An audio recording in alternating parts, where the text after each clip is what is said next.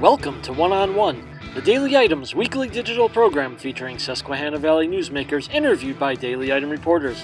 Today's guest is Shamokin District Judge John Gembic, interviewed by reporter Francis Scarcella. It's cloaked in stunning designer attire, a statement of fashion from every angle, unashamed of its opulence, but nothing you didn't already expect from Lincoln. Unveil innovation with purpose during the Lincoln Wishlist sales event with the 2018 Lincoln MKZ or the 2018 Lincoln Continental. The feeling stays with you. Sunbury Motors Lincoln, run by the Mertz family since 1915. Welcome to One on One. I'm Francis Scarcella, joined with Shamokin District Judge John Gembic. First of all, thanks for coming today. Okay, you're welcome. I appreciate you being here. One of the biggest things we wanted to talk to you about was the caseload that you have. But before we get into that, explain to the people that are watching, again, how long you've been a judge, why you decided to be a judge, and the changes that you've seen leading up to the newest thing with this enormous caseload in your area.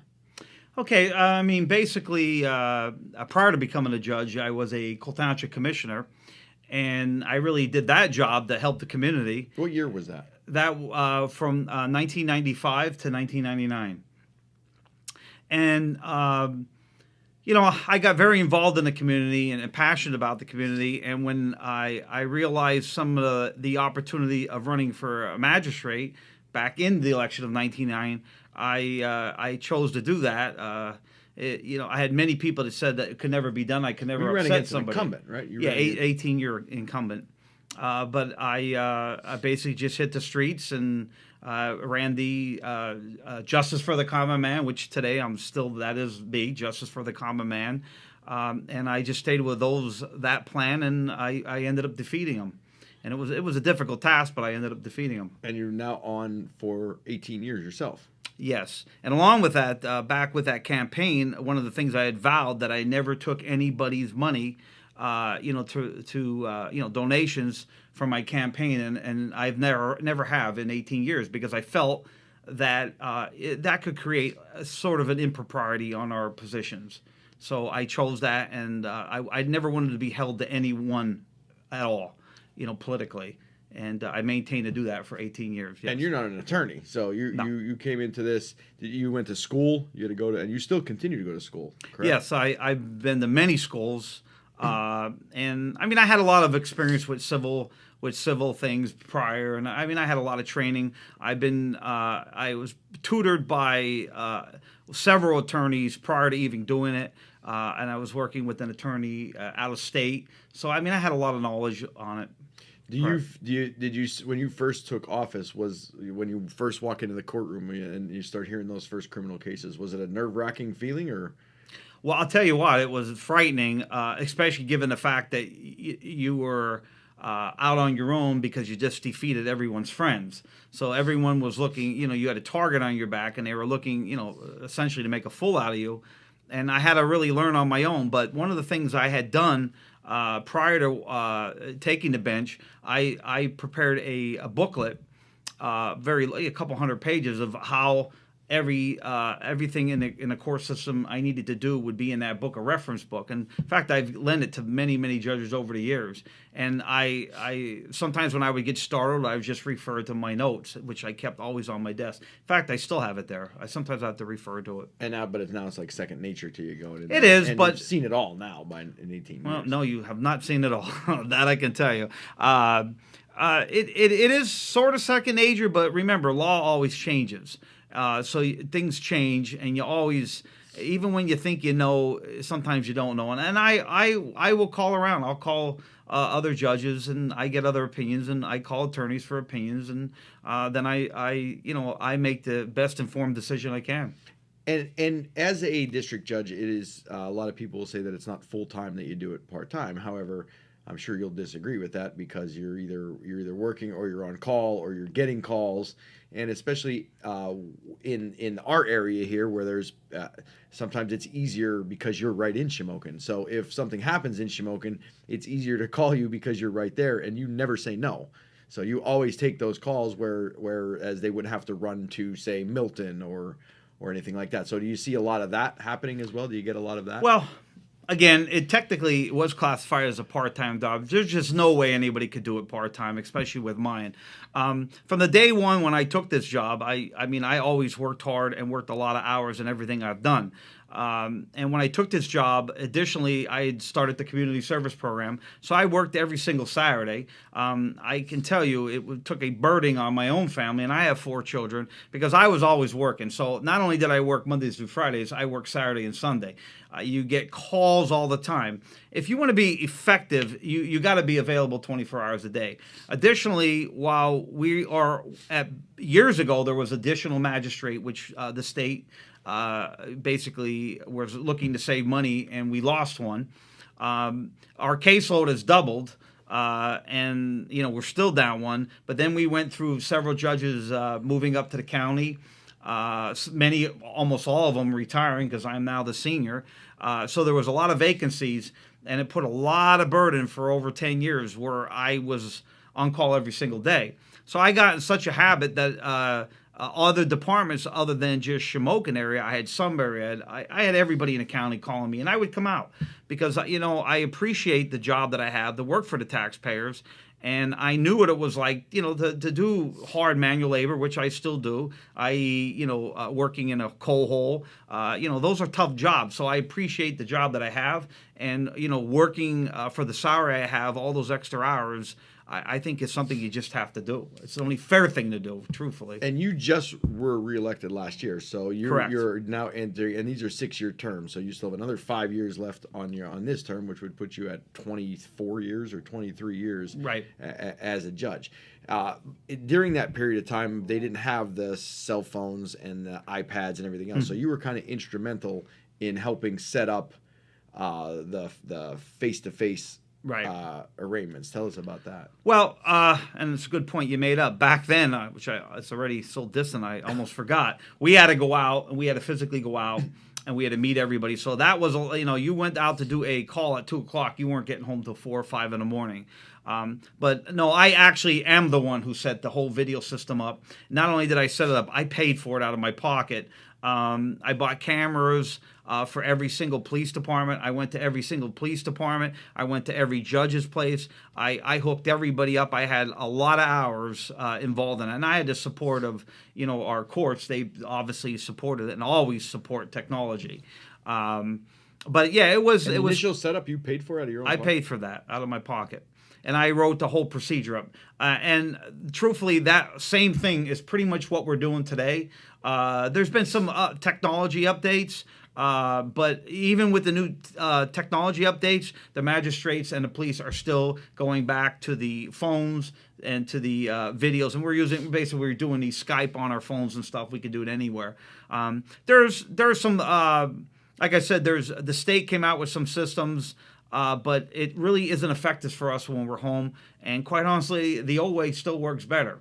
And we're still doing it, 19 years later. Does it help, like, police departments as well? Like, say, Sunbury, you're on call, and Sunbury doesn't have to take their time out of the city and drive all the way to Shamokin for you to get there, go through everything. And if it's an hour process or whatever, and then come at the time, come all the way back to Sunbury to go back to the jail. So I'm sure those guys were very appreciative of being able to do FaceTime. Right. Well, I'll tell you, on that note, that was one of the primary driving forces why I did it. Again, I had told you I was a prior commissioner, and I knew the burden on the taxpayers, the expense of it. I had estimated it was like around $350 for an arraignment. You had two, and especially if you had a woman, you have 2 officers that are going to have to go bring the person to, say, Shamokin, Milton, wherever the arraignment is. You have all that time. You have the fuel. You have the wear and tear of the vehicle. And most importantly, you're putting the community at risk because now you don't have 2 officers. There's no one covering the community while they're at our offices. So that was one of my main reasons for doing it. It really wasn't more selfish for me. It was for the communities. It did work out eventually for all of us all around. But the savings we had figured in the first year was like $400,000. You're talking millions of dollars were saved because of that technology. And again, it's the way to go. And with that, you were also the driving force in 2015, right before the prison fire. You were very adamant about getting a holding cell here in Northumberland County, at the Northumberland County Prison in Sunbury. Just tell us about what that was. Well, I'll tell you. I mean, originally my idea was the Sunbury Police had bought the equipment, the booking equipment. And by the way, we're doing thanks to Judge Saylor. He's implemented pretty much all this stuff. It became the fruitation now up at the prison. With a booking cell, you can charge the defendants. And actually, it can be profitable, or at least pay for the officers.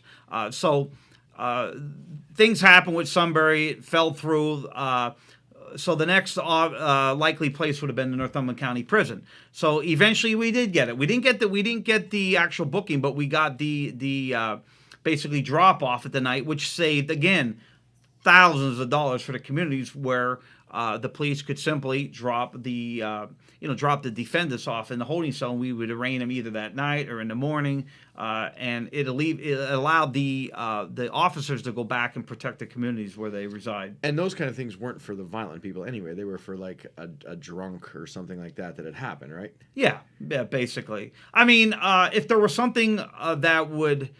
if it needed arraignment that could interfere with the prosecution of the case, we always came out for stuff like that. I mean, obviously, you understand that there's a murder, stuff like that, or like serious assaults. You really want to get that person arraigned properly.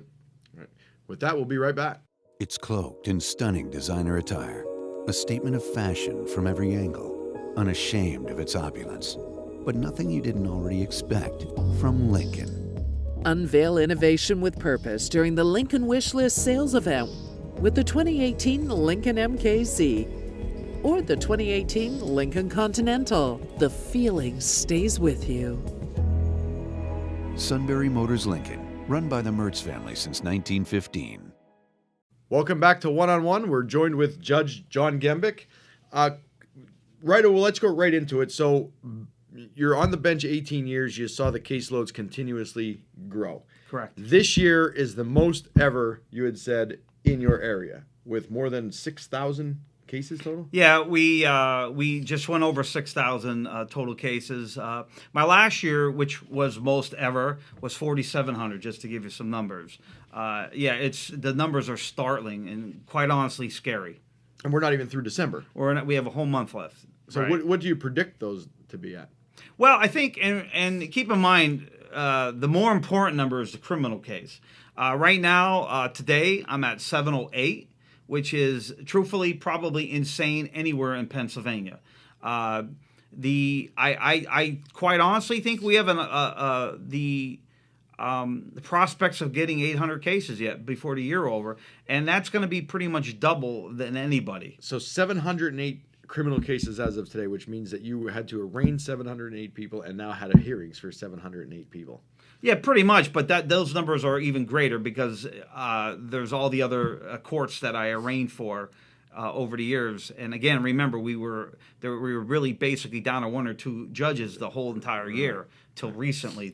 What are most of the crimes that you're seeing? Are they violent? Are you seeing a lot of violent crimes? Well, unfortunately, it is rising to the level of violence. This year is really, I'm seeing that more than any, but generally, and the violence, obviously, everything is pretty much drug related, but the violence is because of the type of drug that people are using now, which is more of a high drug, which will create violent activities and conduct. So with the whole drug epidemic going around and the opioids and everything else that goes with that, are you seeing a lot of that in there? And if so, why is this such a problem in our area? Well, the problems, I believe, everywhere in the state. Our area, obviously, because we're in a depressed area, and lack of employment and just that whole depression would statistically rise that level. But back in like 2002, I made a prediction. I was just talking to somebody the other day about it. Back in those days, the drugs you would see was Vicodin, Percocet, which everybody would say Perc, and OxyContin, Oxy. The streets got flooded with those drugs, and that's all you heard was those three drugs. And what really had happened back then, and this was my prediction back then, those drugs hit the street, and it was purely because of the medical field, hospitals, and the medical field. The pharmaceutical company made the Vicodin, they made the Percocet, they made the OxyContin. You or I didn't have the ability to make that. And the pharmaceutical companies would push the use and promote the use and prescription of those pills. I know a lot of that because I was a sales rep, and I used to talk to the sales reps, and they would laugh at how they would do it. They would go to these hospitals. They would offer premiums, which eventually the state said you couldn't do that, the feds. But now what they have done, they basically offer training seminars in Mardi Gras or Las Vegas. Those seminars generally for about 15 to 20 minutes, and then the rest of the 7 days paid vacation on the pharmaceutical companies. Is this to the doctors? Or to the doctors, absolutely, and the hospitals. Their premiums. So, of course, they were going to overprescribe, and they did, flat out. They overprescribed and addicted these people in the street. And I could tell you story upon story where they walk into the hospital and they walked out with OxyContin. So over the years went on, those pills really didn't cause a lot of the violent activities. But over the years, as everyone started, seeing the rise of all this, they come out and they're blaming the police and blaming the courts that, the cops aren't doing anything. The courts are giving these minimal things and they're not putting these people away. But the problem was these people were victims of the pharmaceuticals in the hospitals, flat out. And they were addicted to drugs. They needed help, and nobody was there to help. Do you feel it was easier for them to go, like somebody that didn't have insurance or whatever, to go in? Was it easier just to give them a prescription for one of these pain medicines and get them out the door without seeing everything? And then from there, they weren't really treated, so they would be stuck on taking these pills to alleviate that pain. Well, I'll be very honest with you. Yes, because I have a friend just recently had a problem. He went to his doctor. His a family doctor said, no, I'm not giving you any pills. He walked into an ER, and he walked out with OxyContin. So yeah, it still goes on. It's a cheap way to push it. It's not as bad because with the AG and the arrests and the focus on it. So now what you have is the same people who created the problem now cut everybody off. And what you did was you addicted them, you cut them off, and you sent them in the street to self-medicate, which now you went into heroin, which I'm not seeing that much of. Heroin was more of your antidepressant. They would shoot heroin and they'd sit in the corner. They weren't committing crimes. Some break-ins for little things, but no more aggressive things. But heroin was more money, and the next thing now is meth, and that's what we're dealing with, meth. Meth brings out a lot of violence and is creating a lot of the problems. But again, the answer, basically from the medical field is we're now going to promote another drug, and there's several. There's Vivitrol. There's all these other drugs, which are like $1,000 a month for that poor guy that doesn't have any money to to pay for. What they want to do is they want to prescribe more drugs, which are effective, to essentially get them off the drugs that they got them addicted to. So it's a cycle. It's a cycle. And then the other thing that they want to do, often they're getting more and more involved in the rehabs and partnering with rehabs because it's money. I mean, it's all about money, flat out. I really think it's time to stop blaming, the police, stop blaming the courts, and take some of your own blame, reach down in your deep pockets where you're paying CEOs over millions of dollars, and open up rehabs and help these people for free with no charge, because they deserve that. The hardworking people deserve that. They need that help from the people who created the problem, flat out. Let the pharmaceuticals, let the hospitals, let them help people and stop, just coming up with other drugs to make more money on. Have any of those people ever reached out to you? I can give you numerous people, and I think I even gave you one in particular that told me flat out exactly how it happened. I would tell you seriously, and anybody that goes on my court, they see that I talk. I'm very, very involved in helping people on drugs. I just helped 2 today.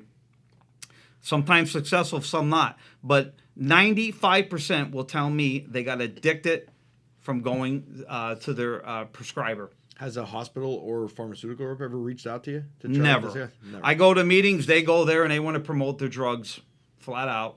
More drugs and more profit. Now, with that being said, and that's very interesting to hear, but with that being said, you're also this year also made some news as being a judge. You wanted to open up a medical marijuana. So you took some criticism from that from some people. Sure. And explain to us why you wanted to go down that road. Well, I'll tell you, and I myself, I can honestly say, have never done marijuana in my entire life. I did a lot of research on it, and what I was finding was the medical profession and the pharmaceuticals obviously are against it because there are some legitimate cures. I mean, it's out there, but the problem was with the big guys making all the money, they obviously were going to be against it because I was finding out that a lot of that people that were on medical marijuana were able to, get off their opiates. And I'm not suggesting everyone should go out and just go on medical marijuana, but I was seeing it as an alternative for the addiction. And I ended up going to an auction, a public auction, and publicly bid on a property and secured it, which was the Kmart. And I brought in all local people, the good, local, hardworking people that had the same passion and vision as I did. One of the things that we were going to do, we were giving a large percentage of our business to Shamokin, Cole Township, and the school board. In fact, 5%. They would have made more money than you could ever imagine. We were giving it all. We were giving it all for the community. This thing was basically going to be for the community. What does an average monthly medical marijuana facility make? Well, a 25,000 square foot grow run right could make upwards of $2 million a month. So $2 million a month is what they're making, and you were going to give. So you wanted to. I remember you put this out there publicly. I went right out and told everybody that's what I was looking to do. This was our local people from our area, and we were concerned about our employees. We were going to pay outrageous amounts of money to our employees, and I've worked a lot of jobs, and I know what it's like to really get the shaft from your employer. And I always in my life wanted to have a business where I could pay employees a lot of money and everyone be happy. Kind of like the elves up in at the North Pole. Everyone's happy. I kind of wanted that, and I think we could have did it, but unfortunately. Well, you went into it and you filled out the application. How much was the application? Well, we've invested several hundreds of thousands of dollars that we would have lost. And you waited for a year, close to a year for it to come back? 6 months? How long was the wait? It was like 3-4 months, and we're still waiting for the thing. And it came back, and you didn't get it. Obviously. No, yes, we did not get it. And I'll just leave it at that. I'm sure you don't want to get into that, but was that a big hit? I mean, did it bother you? I'm gonna tell you, it was very difficult for me because I just feel like I disappointed so many people that I was going to help, charities. I just could have helped so many people, and I just felt like a failure because we didn't get it. But you're still in the running for the dispensary part of it. Is that correct? The dispensary answer hasn't come out, and I think a lot of it is there's an article, and from what I'm reading, a court found that there was some not appropriate ways that they scored, and so I think right now they're from what I'm reading that they delayed the decision on that because they're just trying to make sure that the next round is done proper. Could you go back? Is there any recourse on the license that you did lose already, or no? There's no appeals. There's no nothing once they did that. Well, I can only tell you I don't know, but I have lawyers. There's some things I'm looking at. Yeah, there's some things I'm looking at. I don't know what's going to happen there, but there's definitely some legal issues I'm looking at. And again, you're looking at that because you wanted to be able to. I know something you were going to do with a park. You were going to do something with this with schools. Yeah, I mean, I had again. I was earmarking that money to pay all the municipalities that money, and they could have so many things we could have did. We were in our application within 2 months we were going to rip down a bunch of buildings and build a park. That's what I was talking about. Yeah, and some people would say, how are you going to do that? You got to understand, I was with all blue collar workers that we get things done. I mean, we had some really solid workers that are proven, and we would have got we worked 24 hours a day. We would have had that place done. And I'm sure we're going to hear a little bit more about that down the road. I'm sure you are going to hear more about that down the road. Well, in the meantime, thanks for coming out. We appreciate it. We wish you the best of luck on everything, and continue to keep doing a good job. Thank you. All right, thank you, and I'd like to thank the voters for keeping me in all these years and trusting, and putting their support in me. Thanks for watching One on One. We hope you'll tune in next week for another edition.